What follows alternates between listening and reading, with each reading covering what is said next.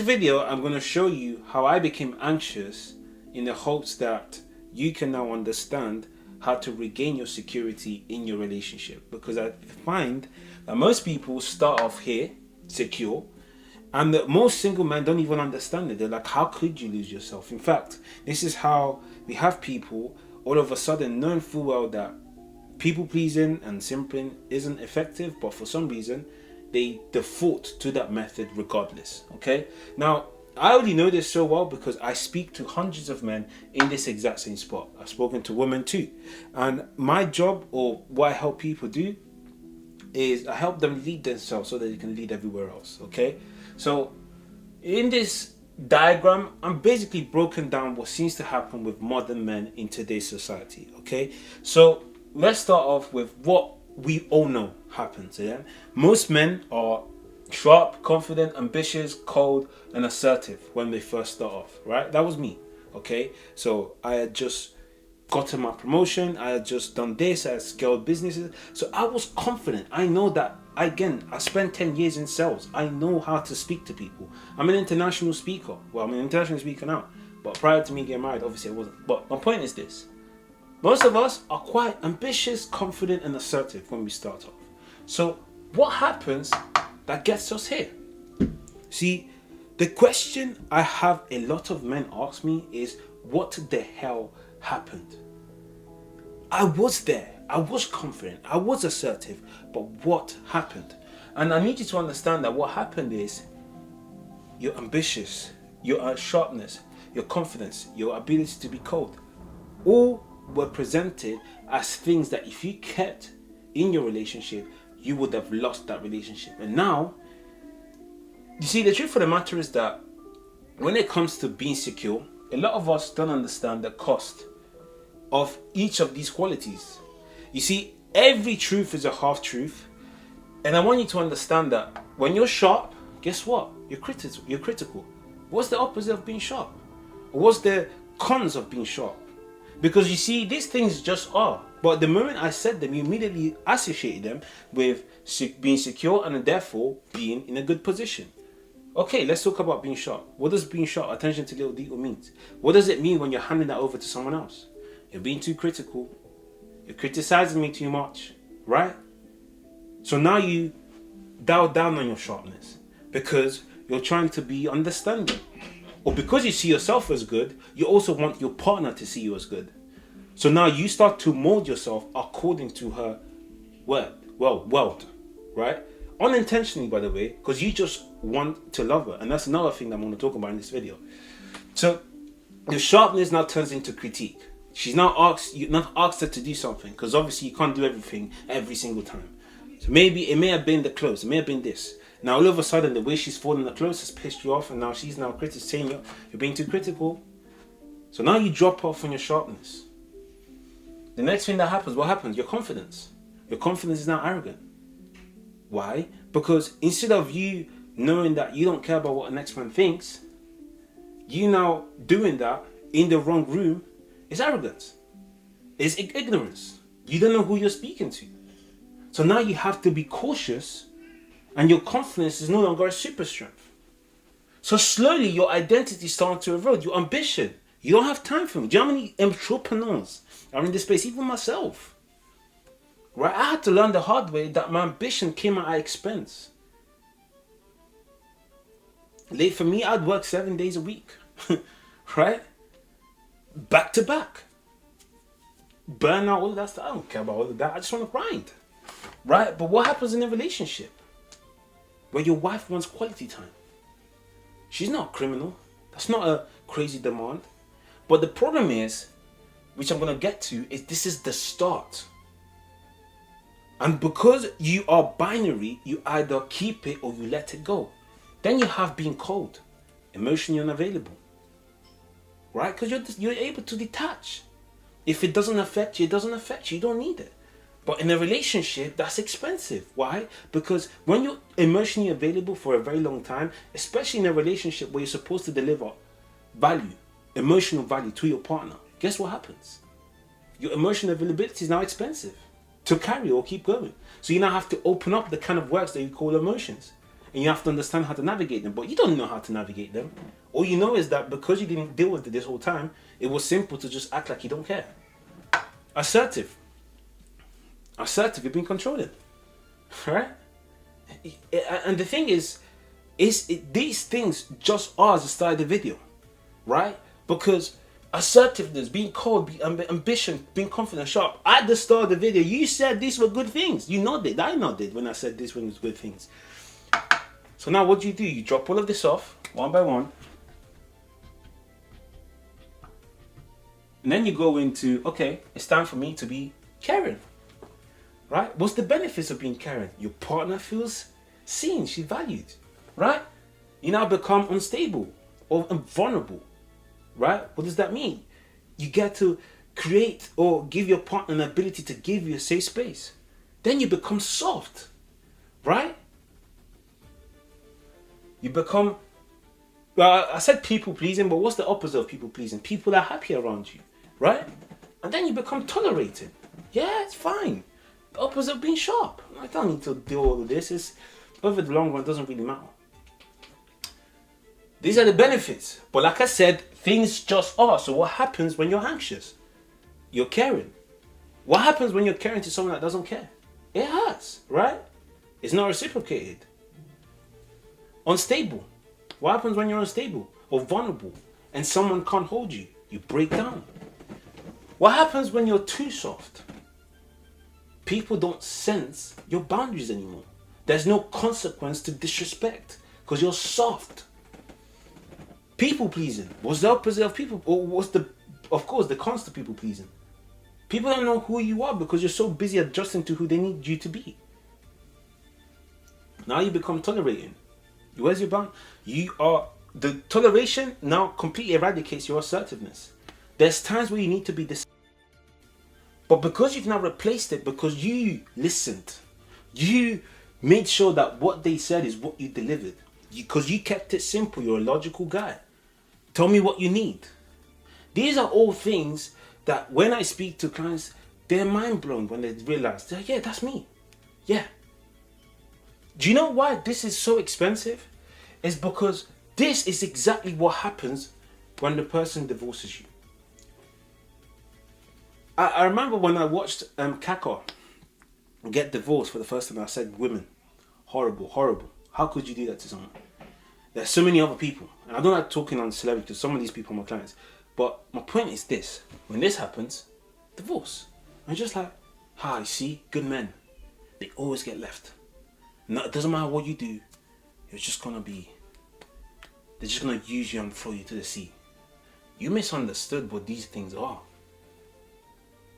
See, the thing is, in my experience, when I realized I became this, I had two options. I go back to this and become a douchebag and the relationship ends, or I figure out a new method, which is exactly what I was explaining to my client Ayo. I became whole. Now, what does whole entail? It means that I created a structure that enforces clarity in every step I make. Let me give you an example. Being whole in a relationship simply means I love myself enough to represent the exact love I want you to give me. I'm going to say that again because it wasn't clear. I love myself enough to recreate the type of love I want you to give me. I am going to be kind to myself. I am going to be kind to my goals. I'm going to be kind to my ambition. I'm going to be kind to the core values that define me. Do you understand where I'm going with this? You see, a lot of us are so like, I want people to love me unconditionally. Do you love yourself unconditionally? Because I need you to understand that no one can replicate something you haven't done for yourself. Do you think Jesus didn't love himself unconditionally? You're crazy. You're absolutely mad. The guy didn't need you. Not because it was horrible, he just didn't. Because he loved himself enough to pour into himself so that everything else was an overflow. Do you think it's even a representation? He saved himself. He led by example by neglecting or dying for us first and also saving himself first. That is the whole point of being whole. You lead by example, but you don't suffer in silence because you're leading, which is what a lot of us have failed to misrepresent. If I look at my dad, you see, this is the thing. This is the funniest thing, right? I look at my dad and I think of his sacrifices, and part of me is grateful for it because I remember I said things just are. Part of me is I'm kind of frustrated at him. Do you know why? Because if he had gone for his dreams and maybe achieved them, it'd be a completely different story to tell. I am grateful that he sacrificed for the family, but I know that because of what I had to experience, I'd rather him go for his dreams so that he can show me how I can go for mine. I am the first person in my family to actually go for their dreams. So it looks orthodox. It looks crazy. Right? Until the NHS now picks up on what I'm doing and says, wow, listen, we need your framework. Right? Every entrepreneur has experienced that. But I'm sure that if my dad, who was also an entrepreneur by the way, had showed me, listen, business, this is what you do, I probably wouldn't have lost 100k whilst I was trading. I learned expensive lessons, which I am glad I learned, but they were freaking expensive. Right? Because I had no one to show me how to go outside the box and build your own way of doing things. And those are difficult decisions fathers, men have to make. Love him to bits. Highly respectful. But that is the reality of you not going for your dreams. That is the reality of you not being able to create a path that someone can 100% back you and follow behind. Don't get me wrong, every man to themselves. Everyone can figure it out for their own. And don't get me wrong, he's doing well. He's got a mortgage, he's got different things. He's got a house, he's a big guy. Anyways, the point is this, right? Love yourself enough to be able to show people how you want to be loved. Okay?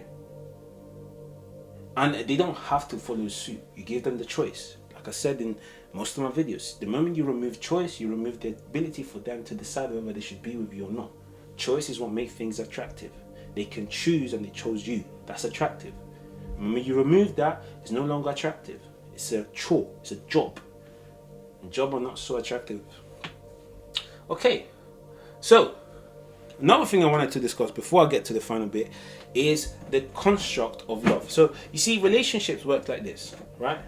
We just discussed agape love, which is the ability to choose yourself, choose others, and be willing to sacrifice, right?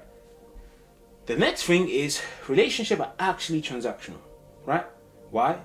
Because there's values on both fronts, right? You have a void you want filled, not even a void, but you have needs, right? If you're someone and your needs are being filled by the type of tank you have a love tank, and the tank is either filled by gifts, quality time, support, words of affirmation, and there's another one that I can't remember at the top of my head. But my point is this, and there's so many more as well. But my point is, once you understand how your tank should be filled, you can tell others how to fill it. The problem in today's generation is that you have a tank, you don't even know you have it, you haven't been servicing it. So when someone else comes and tries to service it, they don't have an idea on how to do it. And then you're frustrated because they're not doing it, but then you haven't told them how to do it either because you haven't been doing it for yourself anyway. So guess what? The moment you learn how to do it, you can show someone how to do it. Right? I value quality time. I value acts of service. So we can track that. We can create a relationship where things are clear, simple, but that simplicity comes from unraveling the difficult things. And the difficult things are in the things that you're not looking at. Which is why when I work with people in a one-to-one, by the way, if you're interested in having that sorted out in your relationship, book a call in the bio. Okay? So that is the key. Once you understand that, things get simpler in regards to being able to exchange value. Your partner has needs. It's words of affirmation, presence. Right? Think of an amazing house.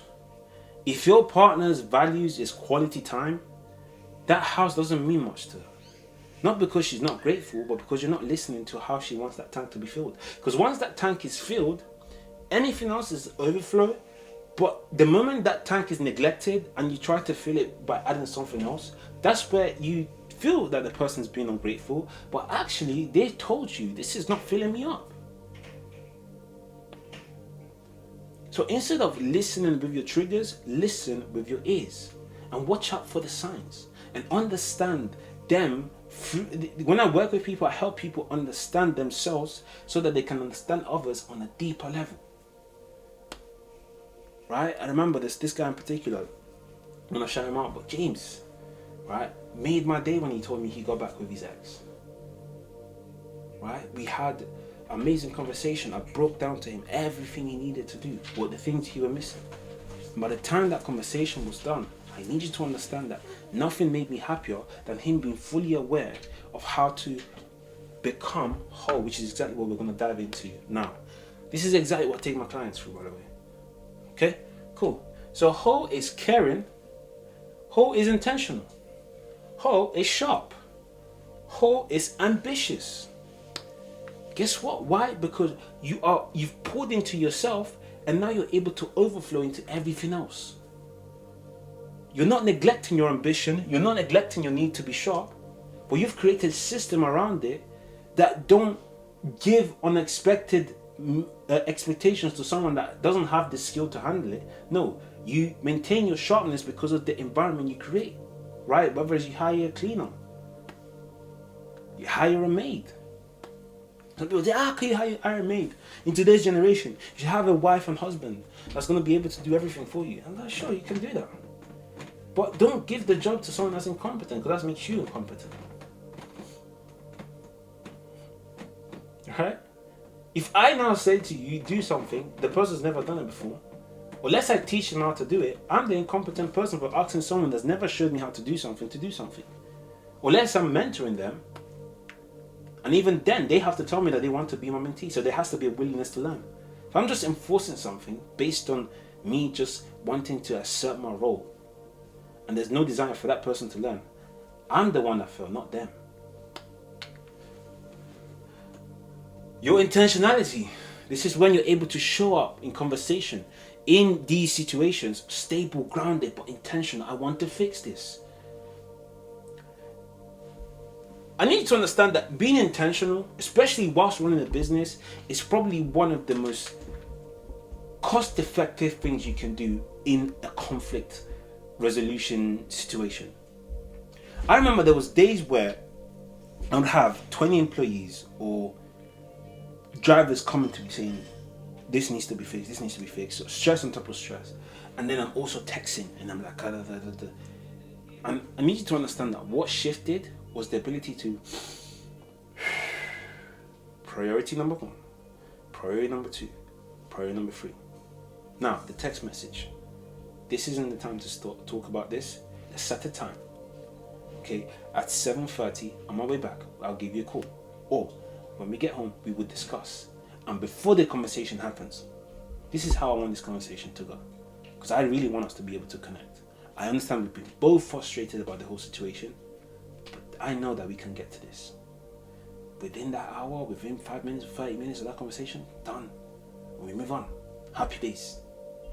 Not because I'm critical, I was just intentional. And so many of you allow your triggers to take the seat of the king that you're supposed to be. You're a king. Majestic. Remind yourself every morning, I'm a majestic king. Why are you behaving like a peasant? A situation has happened. Oh, we don't do what are you doing? You're a king. Act like it. Okay, this is my kingdom. What's up? Let's talk about it. I care about my people. I want them to win. Right? Wear your crown, damn it. This is what this is about. Being whole, that is what it was about. And then caring, right? Simple. Again, it's still part of intentionality. It's the ability to say, I want the best for you. Right? Agape love. I want the best for you. Not because you want the best for me, but because I chose to want the best for you. Because I don't need you to want the best for me. I'm good. I am so full that everything else I'm giving you is from overflow. But what happens when the tank is empty? You refill it. How do you refill it? By understanding what what's causing the leak in the first place? Are you looking after your ambition? Do you know that there's people I've spoken to that can sleep in the gym because their core value is driven by watching themselves improve their physique? Your tank is fueled by your core values. You deny them, you burn out. You nurture them, you live a fantastic life full of memories and things to share with other people. Okay? Now this video is probably one of the best video I've made, respectfully. And if you're someone that wants to get back to being secure, but the right way this time, not being all these things without acknowledging the negatives, being complete, right? I will show you, I will go through everything, okay, depending on what you need. Some people is shadow work, some people is understanding how to show up during conflict, some people is understanding influence, how to influence. So some people is discipline, some people is overthinking. Okay, every video I make in this channel is literally a breakdown of someone that's paid to work with me. Okay, so if you're interested in doing that, listen, I literally get paid to do this, literally. Okay, book a call in the bio. I wrote a book for those that can't afford it. Not because I'm trying to shame or anything like that. No, I was broke at some point, so I know that I want to help as many people as possible, because for me it's not about the money. And this is why I delivered paid value on camera. Like, this is someone's thousands here, but they paid for it, they got what they wanted, so it's not like they say, oh, you don't use it for no one else. I work with decent people. Okay? Alright, so if this has added value to you, book a call and I'll see you in the next one.